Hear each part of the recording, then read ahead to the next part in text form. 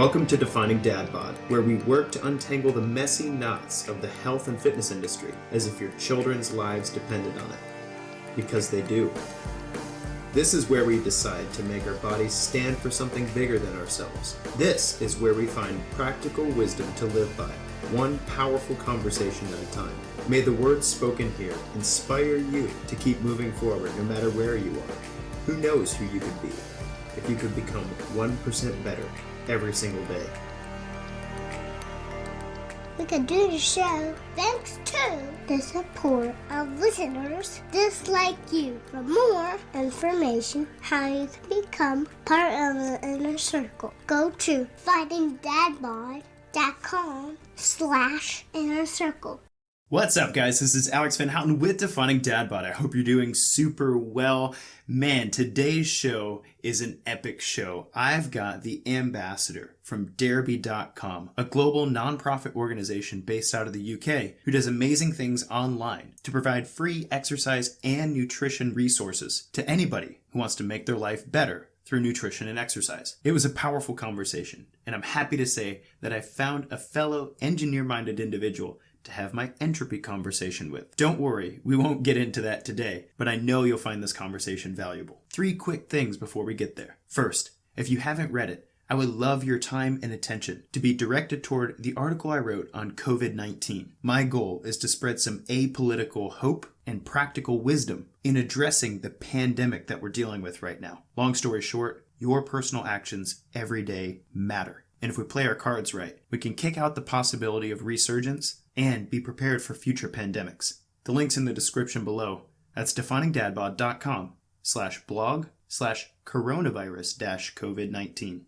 Yeah, sorry for the long link, but Google search requires some SEO optimization, or at least so I'm told. Again, that link's in the show notes below. I'd love your feedback, and I'd love you to share that around if you also agree with that outlook on how to control our controllables right now. Number 2, if you're not a part of it, join the Defining Dad Bod Inner Circle and dive into our Faithful 40 challenge. At the time of this recording, we're on day 7, and it's been a powerful exercise for our community to support each other and to stay accountable to the things that we can do right now with our mindset, our exercise, and our nutrition practices. Ironically enough, there are 40 people currently in the Faithful 40. And if you want to be a part of it, we'd love for you to jump in. It's free to you to be tagged in a post every day that asks you about your mindset, your day's exercise plans, and yesterday's food journal. So far, the feedback has been overwhelmingly positive, and it's been amazing to see people in the inner circle high-fiving each other, sharing tips and tricks, and helping each other stay true to our intentions during this time.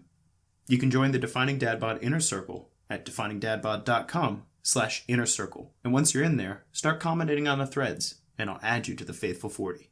Last but not least, I know everybody's struggling right now, but if you find the content of Defining Dad Bod valuable, I hope you'll consider supporting our work in a small way right now. As there's so much uncertainty in the world at the moment, there are many coaching clients that I usually work with who have had to put their training programs on hold for a bit. That means Defining Dad Bod's financially taking a pretty big hit at the moment. So if you found our content valuable and you want us to keep going strong right now, I encourage you to follow the links below to either become a monthly pledger or to make a one-time donation. I don't run ads on this show because I believe it's important to remain unbought and unbiased in bringing powerful conversations in nutrition and exercise right to your ears for free. And that means we can remain consistent in this work only thanks to the generosity of others who believe this is valuable and continue supporting the work.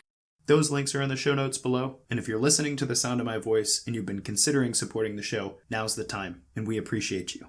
And now, without further ado, let's get to this amazing conversation with David Amerland from DAREBEE.com.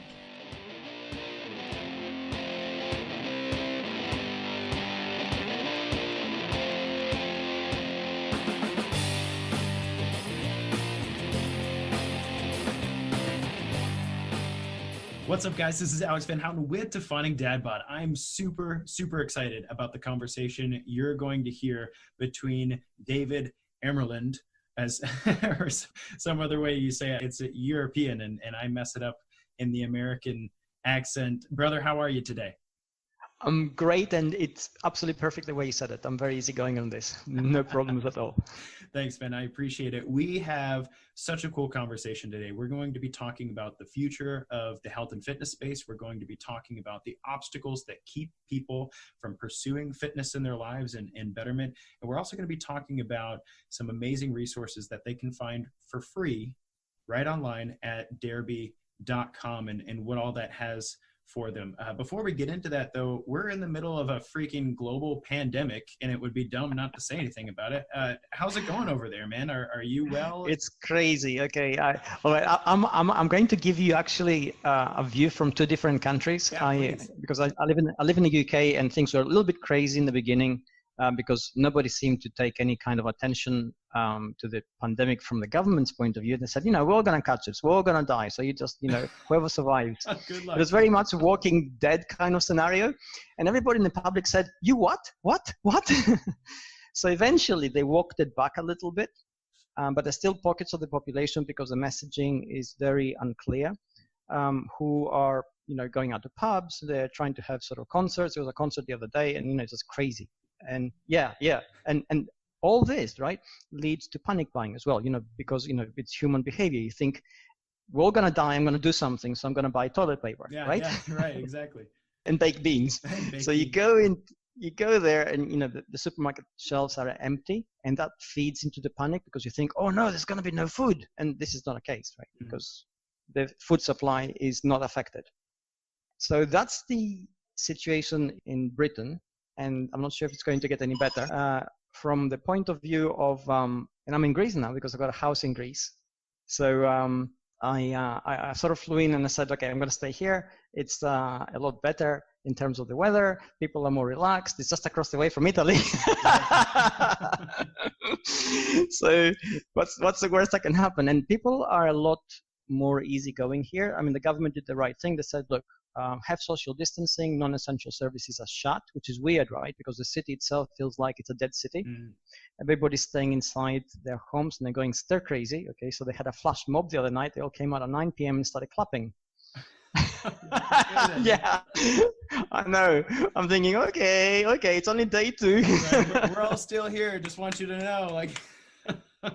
But it's a lot calmer. There are no food shortages, there are no toilet paper shortages, and people are sort of taking it sort of laid back, med lifestyle, which is a little bit sort of more logical. So I think it's brilliant, and it helps. The weather's better, so everybody's jogging in the morning, which is nice. So it's good. Yeah, getting outside, getting the blood flowing. I'm like, man, if there wasn't a good time for cardiorespiratory fitness in the whole world, now's a great time. So.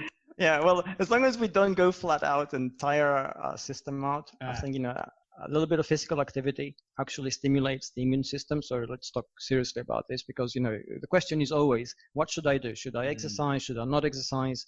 And the general consensus is that if you are active, as long as you're not exhausting yourself, you're actually boosting your immune system, you're helping your microbiome respond, you're giving yourself a better chance. So be sensible, really. This is what it is, right? So yeah, now's not the time for #gains. Now's a great time to maintain yes. a good level of physical activity. And that's right, yeah. And here in the States, it's funny you were talking about having a different understanding from 2 different countries, because here in the States, the way our government works, we have kind of a federal overlay, and they did their own foibles and stuff, and then they finally got on the same page. But then each state has their own ability to respond to the situation. And so I have clients all over the US, and some of them are hanging out in Texas with a different situation, and some of us are here in Arkansas with a different situation. But what we all have in common right now is our kids are out of school. Yes. And so now everybody's trying to figure out how exactly to not only entertain themselves and their children, but also make sure everybody gets their schooling done and their work done. And so it's been quite an interesting journey over here, just a week into it. Isn't it a challenge, right? Because essentially almost overnight, because it came upon us relatively quickly, the world changed. A lot of the things which took for granted, a lot of the external forces to which we respond and they become part of our structured way of life disappeared. There's no work. You don't go into the office. You can't go out to the supermarket sometimes because, in some countries there are specific hours. In some states, I imagine, there are specific conditions on how many can go in, etc. So suddenly you feel a a little bit lost. You think, how should I structure my life? How should I structure my day? How am I going to make the hours pass by? What's on Netflix? So, absolutely. And it's interesting in just the small community that we have at Defining Dad Bod. One of the things that has been a real recurrent theme is, look, all of these things outside of my control right now are hard and uncertain. That's for sure.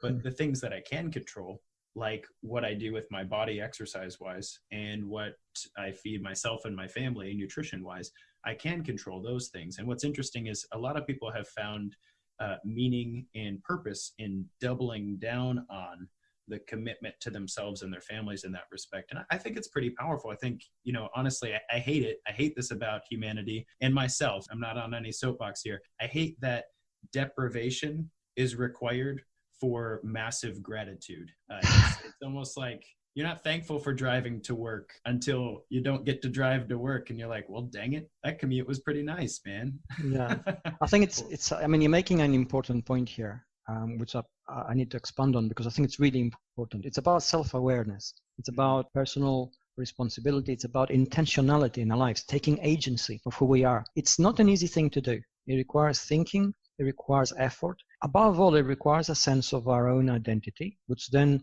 begs the question of, if we begin to understand who we are, then we have to answer, why are we? What's our purpose? And for many people, ourselves included, we sort of go along with external conditions which require from us some kind of response. And we take that response to be the answer to those questions. When those external conditions go away, as you explained now, where we have to take responsibility for ourselves, then we have to supply those answers, which means we have to become introspective and dig deeper inside us, which is an extremely healthy thing to do. But at the same time, it's scary. It makes us feel very vulnerable and uncertain. And it's hard. It's painful sometimes. So that's why we tend to avoid these things. And now perhaps a good time for us to become better versions of ourselves, better in who we are, by, gratitude is an expression of that, by suddenly realizing just, how human we are and how human everybody else is around us.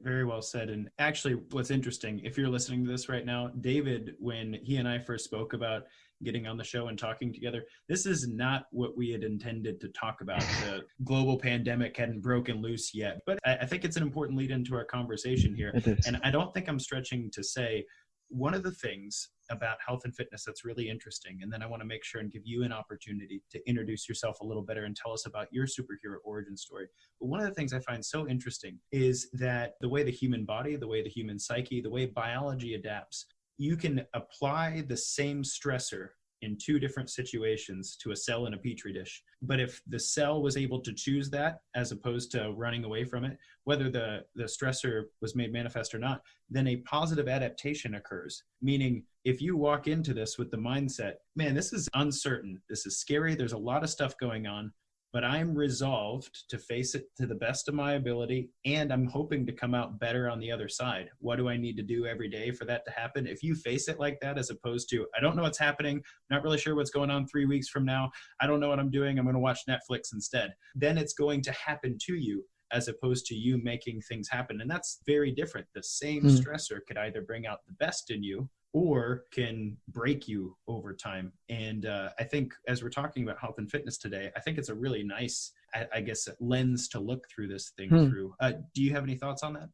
Absolutely. And I think what I'm going to add to what you just described, the different ways in which we react to the same stressor, it very much depends on how we feel our own abilities and capabilities. So the way we actually interact with the external world very much depends upon the structure and the quality of our own internal world. And physical exercise is a building block of that, essentially. Sure, we build our bodies and we become a little bit fitter, a little bit stronger, maybe buffer. But what it actually does, it changes our mind. It makes us sure of our own physicality. And through our physicality, we experience a sense of self, which then fits into the world. And then it allows us at an individual level to say, I am capable. And that's hard to build. It doesn't happen overnight. It needs structure, it needs purpose, it needs consistency, it needs perseverance. And all those things are character traits. So you think, I'm building my character through push-ups, through going jogging every morning, through playing with my kids every day so that they are actively engaged, through perhaps going with my partner for a game of tennis every day. So we actually do something physical. So these are very important things, and it fits very well with the philosophy of what you're doing, what you're describing, because it makes us a little bit better in terms of who we are, and by association, it makes the world better. Man, so I don't want to detract from anything you just said, except that the way you speak is something I could listen to all day long. So obviously my listeners at this point understand that you're worth listening to, or at least I hope everybody's with me on this, because that's powerful. But I want to give you an opportunity, David, to tell us where you came from and how you got where you are in being an ambassador for DAREBEE, because it's an interesting story and it's an interesting interlude to becoming part of a health and fitness organization, really a nonprofit health and fitness organization with your background. And then I want to be able to talk more about some of the, I would say resources would probably be the best way to put it, the resources that are available and out there, and what we're seeking to do on that front, given that I think everybody right now is getting the opportunity to turn their eyes toward some of that self-efficacy and capability of growing themselves through movement and nutrition. So where do you come from, man? What's your origin story? All right, it's a funny story, right? Because I'm a chemical engineer by training, and my MSc is in quantum mechanics and laminar flow in quantum microdynamics. Nice. So from that, I had a minor in English, so I did business journalism, and I wrote for newspapers. That was my first job, really, and in science section, because I was able to translate complex science into everyday speak. And from there, I went into business, journalism again. And because I could grasp the mathematics, in the very early days of the internet, I became involved in search engine optimization because it made sense to me. So that became my background. I'm predominantly known for writing books on marketing and search and social media and the web. And that's how I got involved in the DAREBEE in the beginning. They came to me and they said, hey, we are doing this and we need some help. And we've seen it was an interview I did with somebody, and maybe you can help us with some suggestions, etc. And we can't pay you. I said, fine. I'll give it a shot, because, you do sometimes, and the mission statement of DAREBEE is that fitness is a right, not a privilege, which is, something which I think we can all get behind, because fitness, everybody should be able to get fit without needing to have massive amounts of money or a luxurious lifestyle, or even access to, structured gyms and structured personal trainers, etc. Great if you do, and great if you choose to go down that path. But if you can't, if you live in a country that doesn't have that in such an advanced state, if your personal circumstances do not allow you to do that, there should be no obstacle to you being fit, because being fit is part of the human condition, as we just explained in the beginning of this podcast. So by taking that away from a person, we are disadvantaging them at the level of being human. They can't perhaps connect to the world very well. They can't feel healthy and capable in themselves. Their decision making is probably affected because their microbiome is affected. So, we are sort of creating a second-class citizen, if you like, by creating an enforced deprivation, because we put a price tag on fitness. And I think that's really wrong. It's not the kind of world that any of us want to live in. But I'm digressing. So that's how they got me hooked. Yeah, I love it. My background in fitness is I've been doing martial arts since I was 13. I've done Taekwondo. I was in the competition squad in Britain for 5 years. I've done competitive Taekwondo for 10 years. I've done both WTF and ITF styles. I've done karate, Shotokan. I've done judo, and I've done boxing. Wow.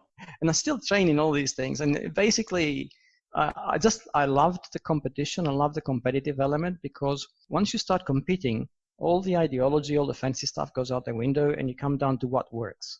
And then you want explosiveness, you want speed, you want endurance, you want power, and then you steal things from ballet, you steal things from training with sprinters, you steal techniques and training secrets from training with weightlifters, which, traditionally doesn't happen in martial arts. We tend to become, sort of tied into the purism of it, and we say, oh, it has to happen this way, you've got to have this movement, that movement, and, our way is the only way. And we know this is not true, biomechanically.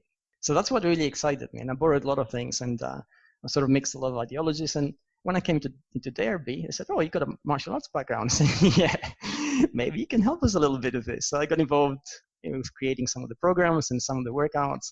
And there were other people there who have a lot of experience in karate and gymnastics. And they put in their own suggestions. And that's how things came together, and I became more and more involved. Man, such a cool background. I took 3 main things I want to leave the listeners with. First, don't go try to steal David's toilet paper in this pandemic. Dude's hands are registered weapons here. Like, just saying. But on a more serious note, though, 2, I've actually been looking for somebody to have a cool conversation with about entropy with regard to nutrition. Yes. The key to the universe. Right. It's probably not today, but if you're willing, I'd love to have you back on. Definitely. I'd love to come back. Yes. That'd be so great. So we have a super nerdy conversation about entropy, and anybody who's interested in it can listen, but that would be wonderful. Not many people working in the fitness world who have a background in engineering. So that's good. But the third thing I heard from you just now that I'd like to dive into a little bit is the idea of fitness being a right and not a privilege. And you said something really important there. You said that the natural man, the natural human is fit. Yes. And I'm going to expound on that because I agree with you that it's built right into our DNA to be a fit individual. Yes. And I think it's important. I think 2 things are important. 1, I think it's important that we define fitness as we see it, especially separate from perhaps health, because that might be a different thing. And it's worth talking about that because people have different things they picture when they think fitness, right? Yes. But also not only what is fitness, but what the heck happened? You know, if natural man, if it's just natural to be fit, why aren't we? Why is most of the population struggling with the idea of being fit for themselves? So I guess let's start with, we can start anywhere you want. Yeah, let's start with the basics. Let's start with actually what is fitness. And essentially fitness is the ability to control your own body to your own desires. So we're not talking about being able to do cartwheels or, jumping off tall buildings in a single bound. But if you want to walk for 3 kilometers, you can. If you want to carry the shopping from the supermarket without using your car, and it's not a distance of 10 miles, you can. If you want to run for the train and actually catch it without getting out of breath, that's being physically fit. It means that you control your body so it doesn't feel it's an effort to do things which are relatively basic and sometimes really important. So that's a kind of fitness which gives you then confidence in your own ability, because we said it's character building. And how is it character building? Well, if you're a little bit late for work and you have to sprint a little bit to catch the bus or the train, and you actually do that and get to work on time, that's brilliant. But imagine now, if you can't, you're out of breath, you're feeling bad about yourself, you missed the train, you're getting late, and your boss says, you're late. You feel like your day has begun with the world ending. The sky has fallen for you. And there's no getting better, right? And it's you. Physically, it was you who couldn't do that thing. Yeah. And it's even worse if 10 years ago you could have done it and now you can't. That's rough. Yeah, and I'm very glad you said that, because we forget the monologue that goes on inside our head that says, oh, you're getting old, you're being left behind, you're not good enough, you should have done this better. Those things are destructive constantly, and then tell us what we are not, what we could have been, what we should have been if we had done all those other things. And that's really destructive. And if we start the day by being able to physically do something and say, hey, we did it. Okay, maybe you get to work and your boss is having a bad day and he dumps on you. And you think, okay, no problem, he's having a bad day. I'm determined that my day will be different. Right. Because you know who you are. He doesn't or she doesn't determine who you are through their reaction. And that's agency. That's how we create our character. That's why fitness is so important from a person building point of view. Yeah, absolutely. There's a lot of psychology in that, and I don't want to get too deep in the weeds there, but when we look at the world around us and we perceive our goals, like the things that we'd like to be moving toward, we perceive the world in aims and obstacles to those aims. And one of the worst things I find in working with clients is when their own physical body becomes an obstacle to the aim, right? Yes. Let's say I want to be a good mom. It might be an aim. And you can picture all kinds of things. Maybe the mom who juggles her career well, who makes really good dinners, who's out there playing on the playground with her kids, whatever. I want to be a really good mom. But when I look in the mirror, the body staring back at me isn't fit like I would picture a good mom to be. And therefore my body becomes an obstacle to my own aim. And what you're saying there is, in definition of fitness, one of my clients would say it this way: my goal is to be able to do anything I physically would like to do without impediments and injuries. And that's I think that concept of fitness can take on a different flavor for different people, but the idea being that it's not an obstruction to your own agency, that your physical body is not an obstruction to your own agency. Would you add to that? No, I think what you just described is absolutely brilliant, and it's that, you know, we call it getting out of your own way. Yes. If you can do it physically, then you can also do it mentally. And if you can't do it physically, and I think, you know, the example you gave about staring in the mirror is a very good one, because we create an image in our head, which then begins to determine what we feel we're capable of, what we feel we are like. So if we don't like what we see, then we can't possibly inside our head think the way we should be thinking. We just can't.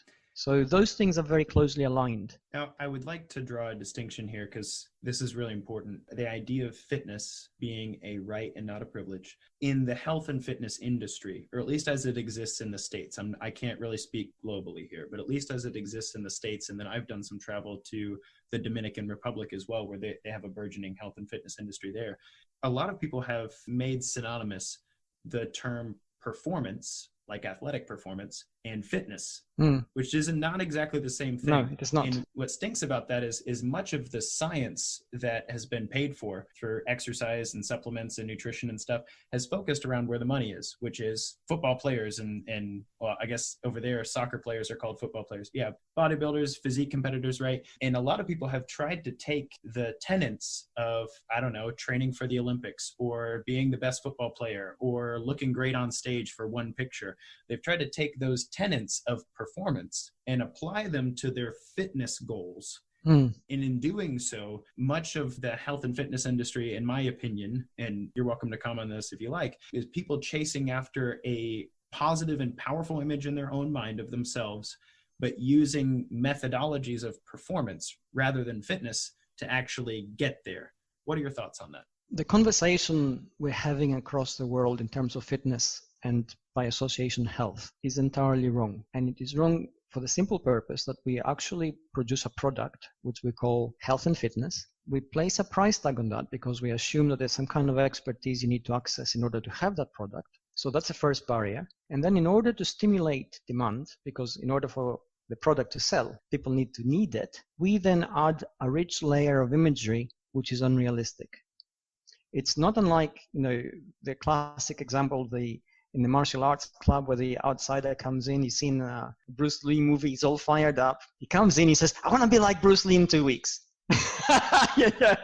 I've actually heard that, right? Countless times. And then you got to say, look, it's not going to happen, but it can happen. And this is the pathway to actually make it happen. And how, if the martial arts club is halfway decent, this is what it does. It takes your money, obviously, it brings you in, and then it gradually builds you up. So your confidence is being built week after week after week, and you feel yourself more capable, and you become more excited. And then you take control of your own training, and you do extra training outside the club. And then suddenly you become a really capable martial artist. A martial arts club that is not very good, just sells a product, says, yeah, sure, give me your money in a couple of weeks, you know. And they rely on the movie aspect to bring in more people because they're going to lose some people. If they're going to get demotivated, lost, and they'll say, oh, they're just, you know, they're quitters. No, they weren't quitters. They were oversold something unrealistic, and they lost confidence in themselves to actually achieve something. And I think that's really sad. And that example is across the whole health and fitness industry. Yes, absolutely right. 8-week boot camp programs, movie star diets. There's a bunch of them. I'm not going to throw them all under the bus right here, but I think it's a big problem because many of the people who come to me will always say in our initial consultation as we're getting started to create a long-term health and fitness plan for their life and that's practical for them and whatnot, they'll come to me and say, I've tried everything and nothing works. And I'm like, okay. How is that possible, right? Yeah. Like, so everything, and not to degrade somebody who feels that way, because many times people end up feeling that way because they've bought such and such program or whatever. But it takes some time to peel back the layers and say, look, what that program was aiming to help you achieve is not really what you have been searching for. Yes.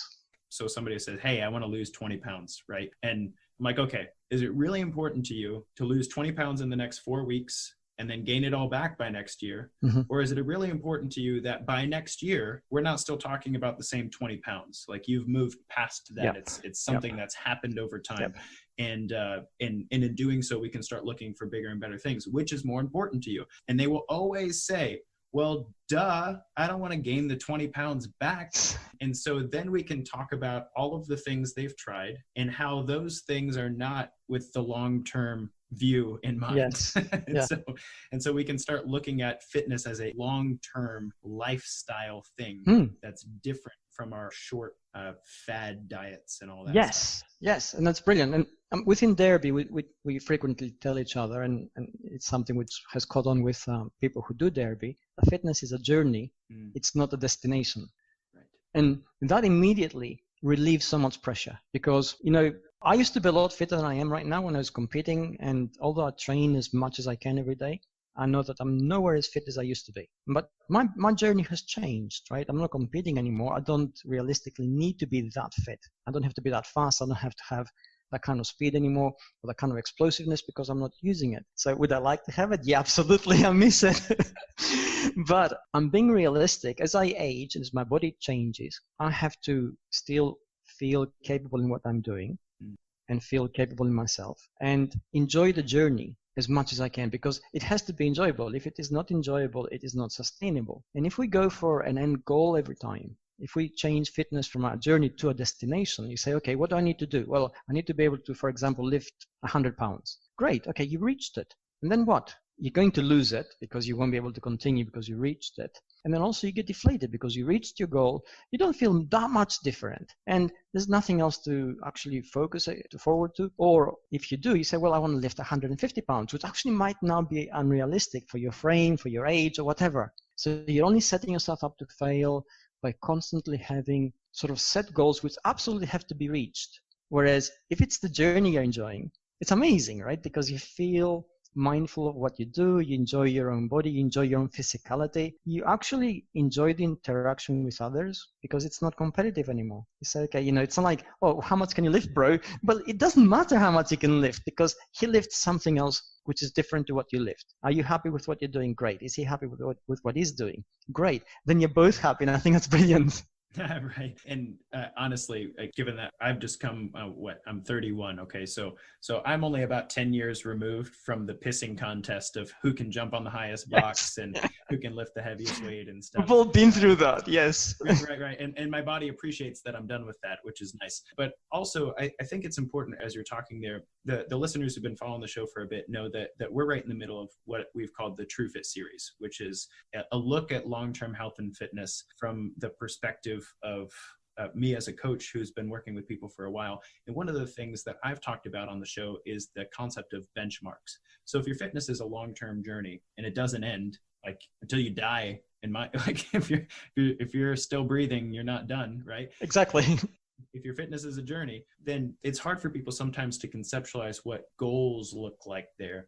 And I want to speak to that just to say there's nothing wrong with benchmarks. If you like to hike, I like to hike. I don't know, you seem like a guy who I would enjoy hiking with. We could say all the nerdy things, but you're walking along, right? And there are places that have been marked with a bench or a clearing or a mile marker or something that says, hey, stop. Look around where you are. This is a cool place to be. You've reached a nice area, right? You can pitch a tent if you want to, build a fire over there. That's a benchmark. But when you wake up tomorrow morning, you're not done. There's still a trail ahead of you. There's still places to go, right? Yes. And so the same thing happens in our health and fitness journey. If you want to do a obstacle course race, if you want to compete in a bodybuilding show, because that's part of your journey, if you want to run a marathon, whatever, those are awesome benchmarks. But if your entire health and fitness world, your entire foundation is about getting to the benchmark, then when you wake up tomorrow and you're stuck out in the wilderness next to this benchmark thinking, what now? Oh, there's more trail to walk. Then you're going to be in trouble. That's when people fall down the hill and the hike ends in a terrible, bloody disaster. So anyway, that being said, I want to, if you're that person, if you've been following these goals and you've been making the benchmark the destination rather than observing the journey, I would encourage you to reevaluate that as David's talking about here. Fitness is a journey. And if we're going to talk about it as a right and not a privilege, then it's important to understand what that looks like in full. Do you have something to add to that? No, I loved your analogy. I think it's absolutely brilliant. And hiking is exactly that. And you're right. We do need benchmarks because they motivate us. I mean, even if, every day you say, okay, I can walk a kilometer, and then you want to walk 1.5 kilometers, and you want to make that 2.5, and you want to make it 3, and you get a feeling of satisfaction and achievement out of that. So that's the benchmark that you mentioned and the mile markers. And I think they're important. And it is also important to actually feel how you feel while you're doing it. It shouldn't, fitness can be hard depending on what level you do it at. You can wake up and really, do a really grueling workout that will leave you feeling like, you've been wrung out. And that's great if that's what you want, as long as you enjoy it, as long as you say to yourself, hey, this is what I want and I understand why I feel this way, and it's taking me further to what I want to achieve. And there are neuroscientific studies that show that essentially workouts that cause us physical discomfort are part of our motivation, as long as there's a greater plan which gets us to another place from where we are right now in terms of what we're doing, and it gets us to the mile mark or the benchmark. And it's important to have that. That's why, the old credo of no pain, no gain, which, is great at a competitive level, doesn't actually work for people who are outside competitions, who aren't sort of trying to gain a particular award or a particular distinction, and aren't part of that sort of hardcore culture of training that came through competitive sports. So it's an important thing to keep in mind.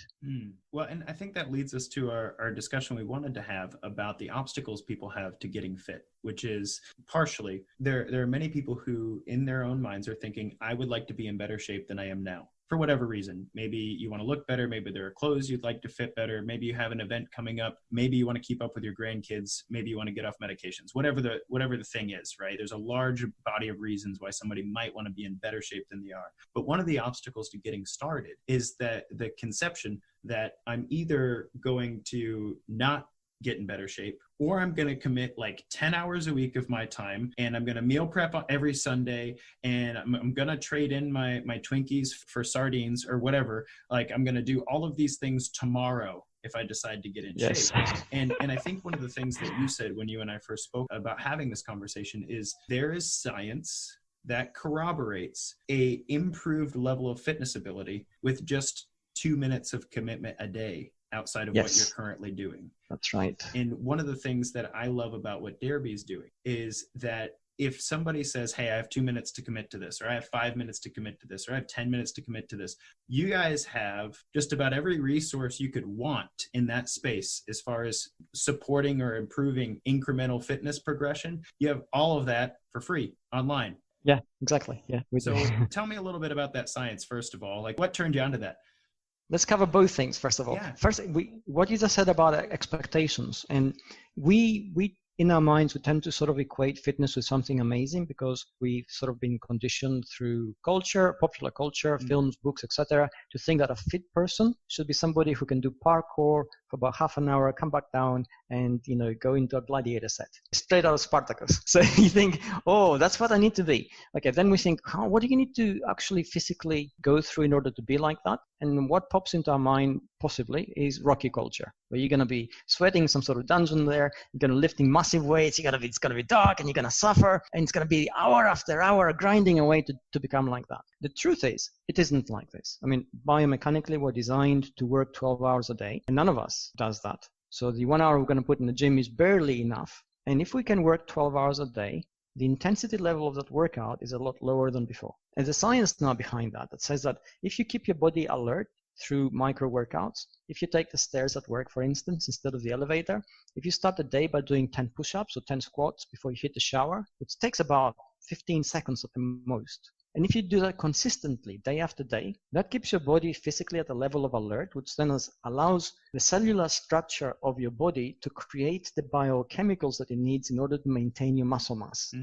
So basically, all you're doing is keeping your body alert. You're telling your body that, hey, I need you. You are a tool for me. Your body then will respond because it feels that environmental pressure. So an adaptation response kicks in.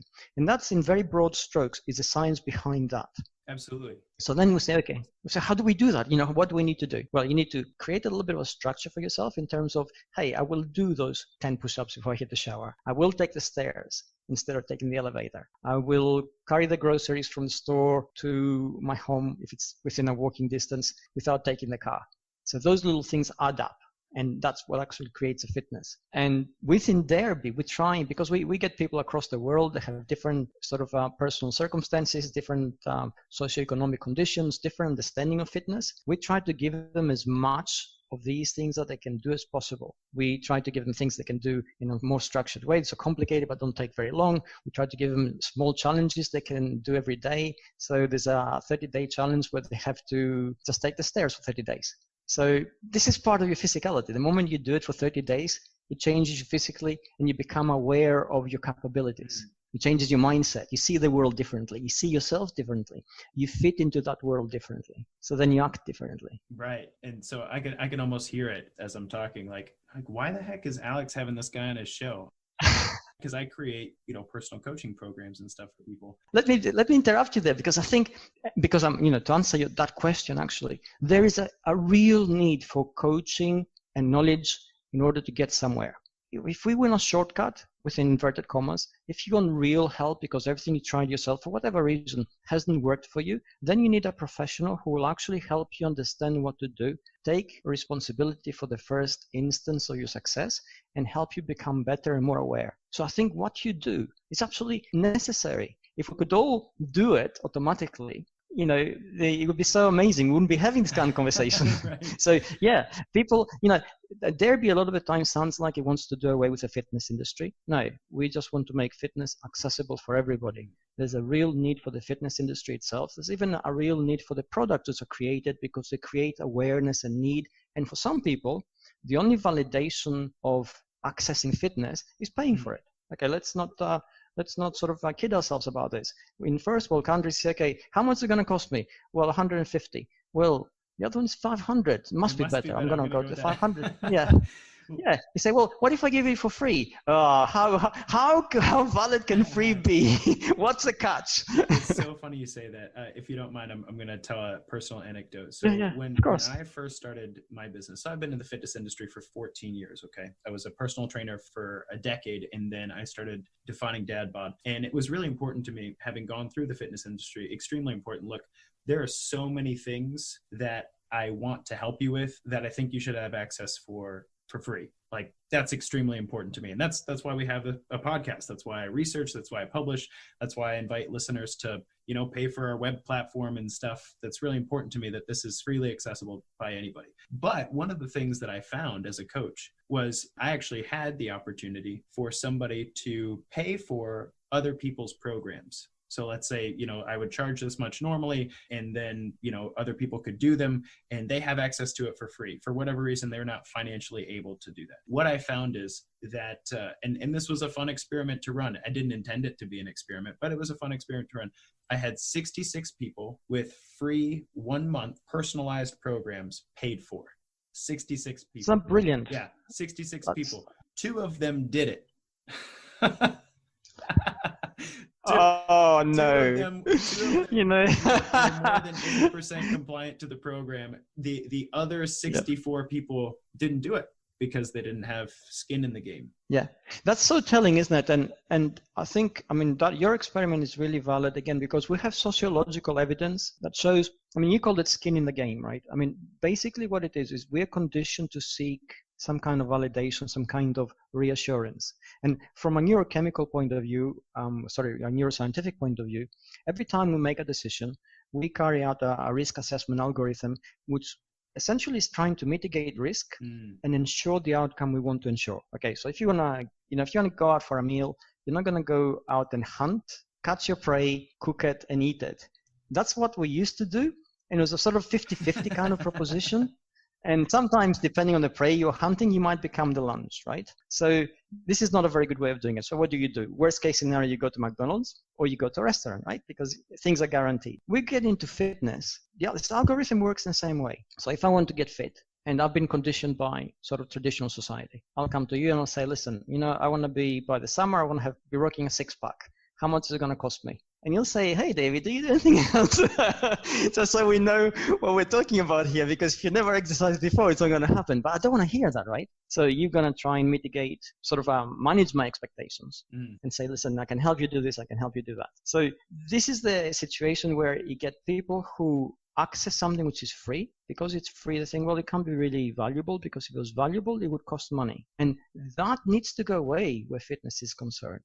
Because a lot of fitness is out there, not just the programs you do in DAREBEE, but there are other programs out there. I think there's Nerd Fitness, which comes to mind, which does something really similar. And they're helping people for free to achieve their best possible physical self.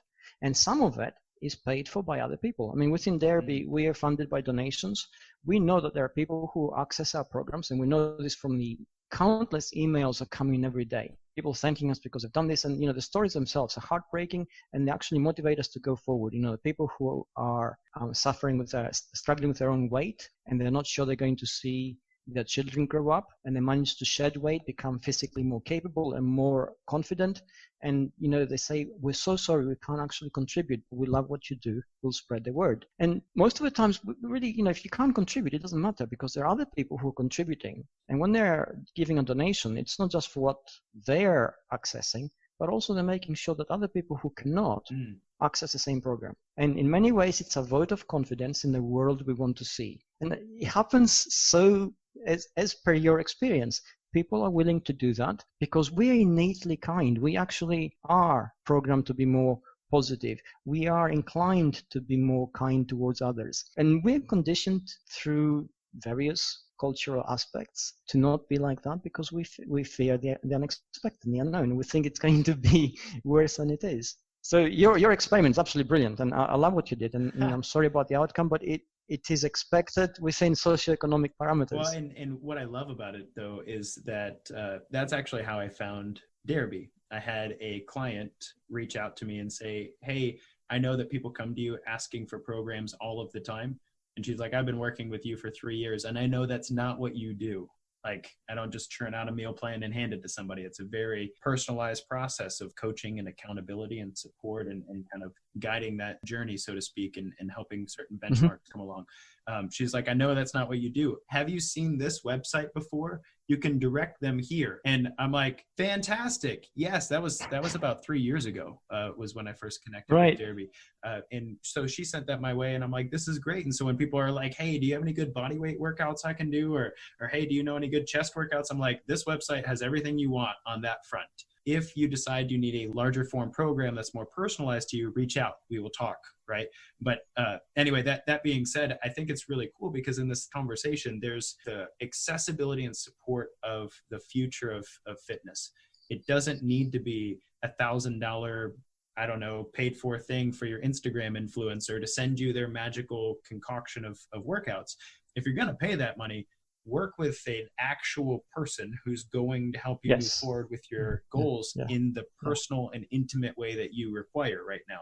But otherwise, exactly. We're in a day and age where an awesome platform like DAREBEE, which is donation supported. So if you love it as much as I do, go there and support what they're doing. It's there. You've got workouts you can search by the minute. Like, I've got 5 minutes. What can I do? I've got an hour. What can I do? You got workouts you can search by style. You can look through martial arts versus weights or no equipment at all. Like, you've got nutrition articles, you've got meal plans, you've got 30-day challenges. You guys have so much available for people if they're feeling the personal efficacy. And I'll shut up for a second because I know you have a lot you could say about this, but I did when I first started Defining Dad Bod, I did several interviews with men who had changed their lives, maybe lost 100 pounds or overcame alcoholism or something along those lines, crediting their own fitness journey with that change. And what was amazing to me was there was a moment. This is true of every single one of them. There was a moment where they rolled out of bed after a terrible doctor's appointment yesterday, bent over to tie their shoes and can't tie their shoes. Or one young man was talking about being covered in snow in Denver because he was an alcoholic and he couldn't see his kid and stuff. There's a moment where it's like, no, I don't know what my life needs to look like, but I know this isn't it. No. And the fitness journey starts one step at a time. They're like, I put my shoes on and I walked a half a mile. And then tomorrow I walked another mile. And I'm running marathons and I've lost 100 pounds or something like that. DAREBEE is a very powerful resource in the gap. When you don't know what to do, it's like, hey man, we've got all of the options you could want to start that journey of fitness for yourself. I think it's very powerful and I appreciate what you guys do. So I want to give you an opportunity to talk about that. It is powerful and thank you very much for this. And it is very sobering. Every time we come across and we get a lot of these stories, people send in, it's a case always of many failings of society, of friends, of systems, dumping down on the individual. We forget how fragile we really are. We have grown into this culture of autonomy and individualism where we think we're really tough and frontier types. And none of us are like that. None of us have been designed to survive on our own. Always we need a support network. And when that support network isn't there and we fail, and this can happen to any of us, it doesn't matter how strong and healthy we may be right now. If our support network goes away, if things begin to go wrong, then they continue to go wrong because we're under pressure, we can't make the right decisions, and then that's it. At some point we overload, and at that point we can potentially break. So we get broken people, and it could be any of us, and it's not their fault. I mean, the first instance that a lot of people who are perhaps, sort of on a superficial level of the fitness industry, or they don't really mean what they do, they tend to blame somebody for being overweight, for being unfit, for being unhealthy, and say, you just haven't got the willpower.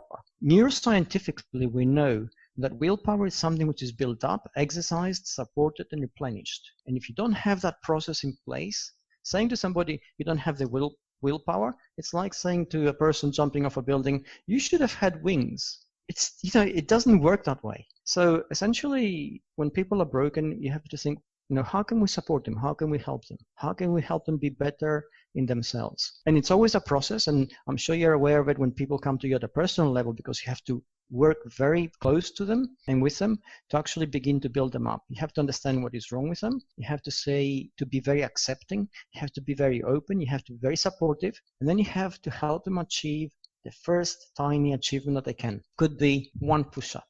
It could be walking for half an hour. It could be something that small, but it's only small from the perspective we are at. For that person, it's a massive achievement, and it leads to more stuff, and it helps them grow from there and become stronger and better. And that support, that acceptance, is something which sometimes is lacking in the greater world in terms of how fitness is perceived.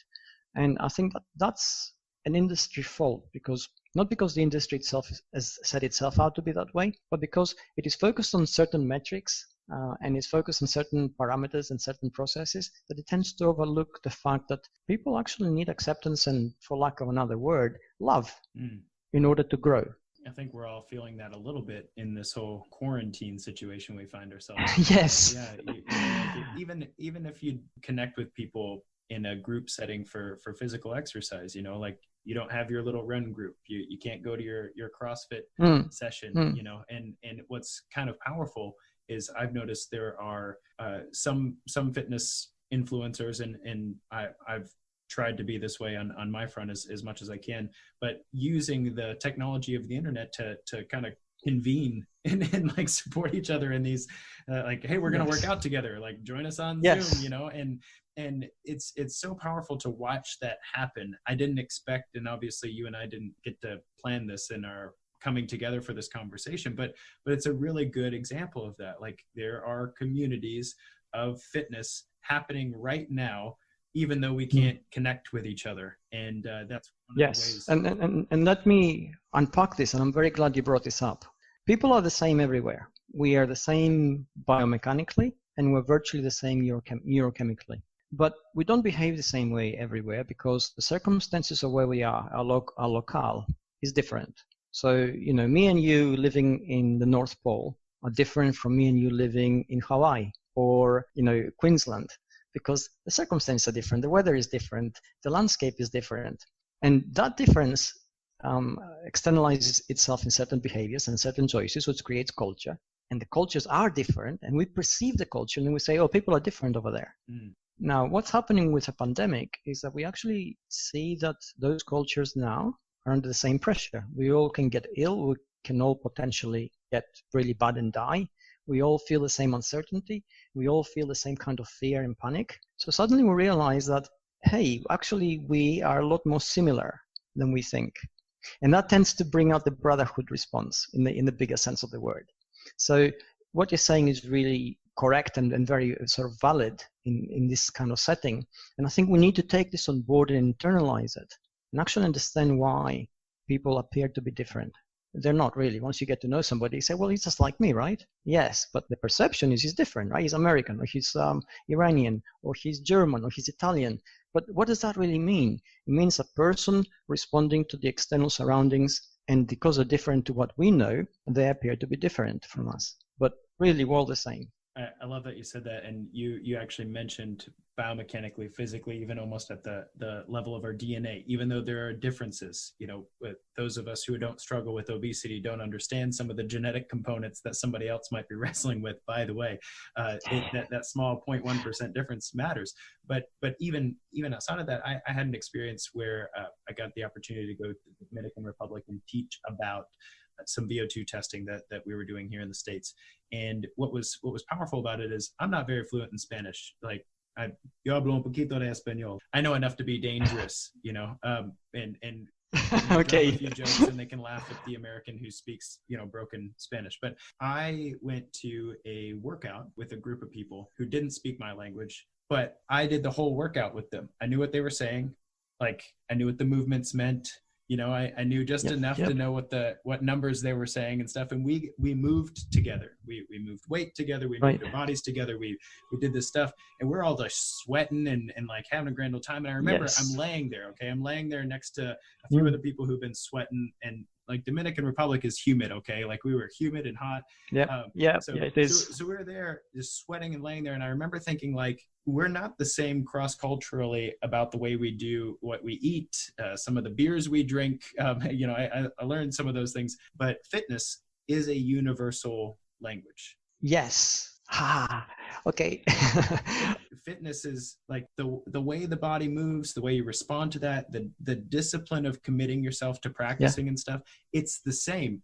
And I like the hair standing up on the back of my neck. It's amazing, right? I was like, this is wild. I didn't know this, but this is a way that we can all connect no matter what. And that's really powerful to me. Yes. And let me put in a little bit of science there in that, essentially. You said you move together, and it's almost like having the same language. The moment people in a group begin to move physically together, almost in unison, if we could then take an fMRI picture of their brain, we'll see that the signature, the profile signature of each brain is virtually identical. So what's happened there is that our brains sync, which is why we can all do the same thing together. Dancing. It's like dancing, right? You get people dancing together and they become friendly to each other. Why? Well, because we danced together. And because we danced together, we felt that we understood each other. The fear of the unknown went away. We felt a little bit closer and we bonded. So suddenly we felt very friendly towards each other because all that went and we felt we're one community in that instance in time. So that's what it is, essentially.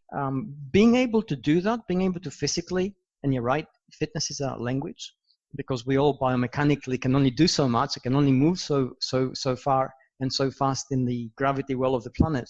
Right. So essentially, by creating that kind of common language, we're creating commonalities which bring people together with people. And that is magical to do that, beyond language barriers, beyond ethnicities, beyond skin color, beyond socioeconomic conditions. That is life-changing. It changes the way we think, it changes the way we feel, but it also changes the way that we live our lives. People begin to think differently and act differently. Well, and at least in the Dominican Republic, I also found that high fives are also a universal language. And right now with the whole coronavirus thing, maybe we will do a little less high fiving for a brief period. Everybody. I know. It'll come back. But for now, air five, right? We can do it right now. We'll just set the precedent. Just air five. That's right. Yeah. Absolutely.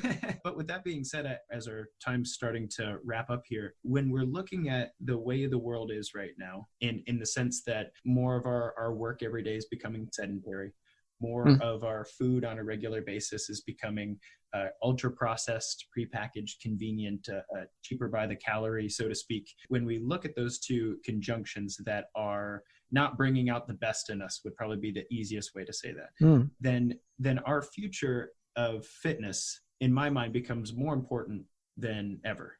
For us to be living in a way that human beings live. I hate that I had to get to 30 to work out with somebody who doesn't speak my language and go, wow, like, we can move, and that's a good thing, and we speak that language together. So anyway, the future of fitness is really important to me. And I know that's really important to what you guys are doing at DAREBEE, and I wanted to talk to you a little bit about that. What's next in DAREBEE's scope? Where are we headed? Are we building larger libraries of workouts and challenges? I saw that there's opportunities for like workshops in communities and stuff. I'd like to hear a little more about that. That's right, yeah. I mean, the vision is to, in the simplest form, is to democratize fitness as much as possible. And this comes straight from the founder, which is Naila Ray, whose idea, the whole thing was in the very beginning. So essentially, to do that, this is what we do. We provide as much information as possible, backed up by solid science. So, when it comes up to, questions come to us every day, we look at them, and if we start seeing a pattern in those questions, we say, well, an article needs to be written there. And because everything there is done pretty much as teamwork, what happens is 2 or 3 people begin to do the research, they bring in a research paper, somebody will write up the first draft, then we look at it to see, is it accessible, does it make sense? Then somebody else will read it again, and every person who reads it has a higher and higher sort of degree of qualification in terms of what they do. So then we sort of are fairly confident that we're getting it right. We do the same thing with the workouts. People come in and say, a lot of ideas come through, but also we bring in a lot of ideas in-house, and we say, well, is there an overlap here? Are we actually beginning to see a need? Are we beginning to sort of click with the audience? And an idea will come up, we'll bring up the workout, we'll sort of draft it, then it goes out for testing, and then we have different test groups around the world, different capabilities, different age groups, different sort of mix in terms of men and women training together. They give us a lot of feedback. They say, oh, this is too difficult. Oh, no, we didn't understand what this is. Or, the transition was too hard. We found that the old people couldn't do it, or the younger members of the group couldn't do it. So they give us a lot of feedback. We go back and rework it, probably swearing half the time. And then we send it back to different groups now, and they test it, and then they give us the feedback back. And it's roughly a 3-month cycle, would you believe, by the time, beginning to end. So the whole idea now is for us to add greater depth, but also breadth in terms of accessibility. People from around the world have said, they've reached out and said, can we start a workshop? Is it okay? Absolutely brilliant, as long as you don't charge for it. So, if you have to pay for the space, you can all get together and sort of contribute for the, whatever it costs to rent something, but you can't really charge for the fitness because that's not what we're at.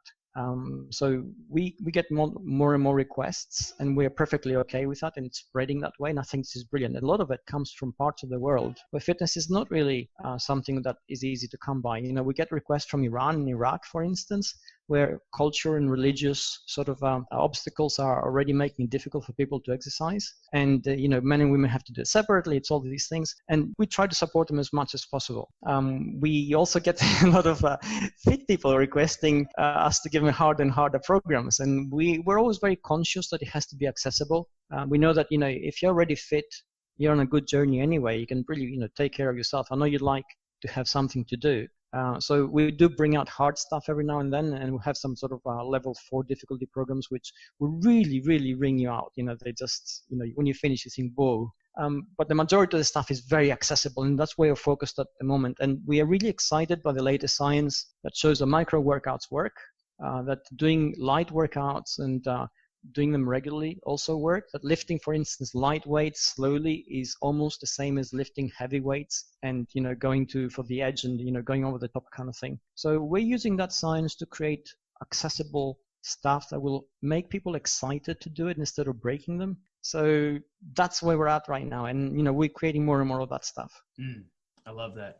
I love what you guys do. I'm going to be putting the links in the show notes if you want to go check that out. If you are a practitioner of health and fitness and you want to go, perhaps as I do, recommend those resources, especially when somebody might not be able to financially commit to being coached personally, but still you would like to make sure they get connected to resources. That's huge. And if you're listening to this and you've been looking for ideas or inspiration, or maybe you just want to give some workouts a shot, you can go check that out there as well. And while you're there, if you really believe in this conversation and what we've done, I'd encourage you to make a contribution, whatever you think that value is to you. And if you want this sort of thing around for your kids someday, to not have to pay buku's dollars to know what the heck to do with yourself if you have 10 minutes and you'd like to punch something.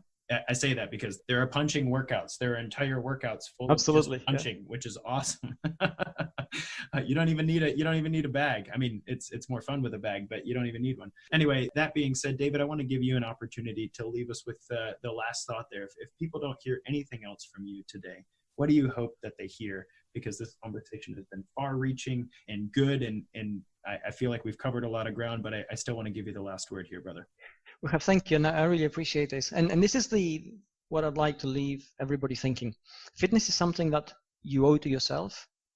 You owe to your future self to be as good as possible.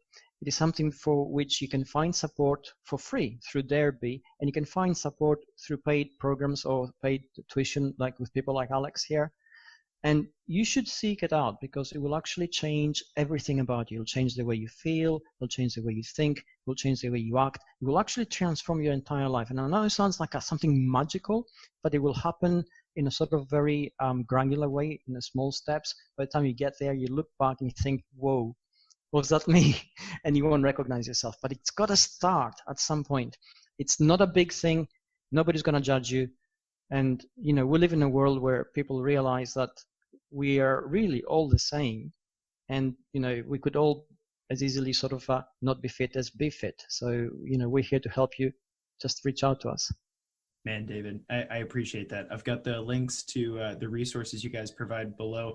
And I just want to give a quick shout out to everybody who's listening. My best from myself, my best from David here to you and your family. Stay safe, wash your hands, Air 5 and all that good stuff. We will get through this together. And on the other end, I hope that you'll not only be more committed to fitness than when you started, but that you see some progress on your journey. This has been Alex Van Houten with Defining Dad Bod. Until next time, guys. Kick butt, take names. Stay safe. 1, 2, 3, 4.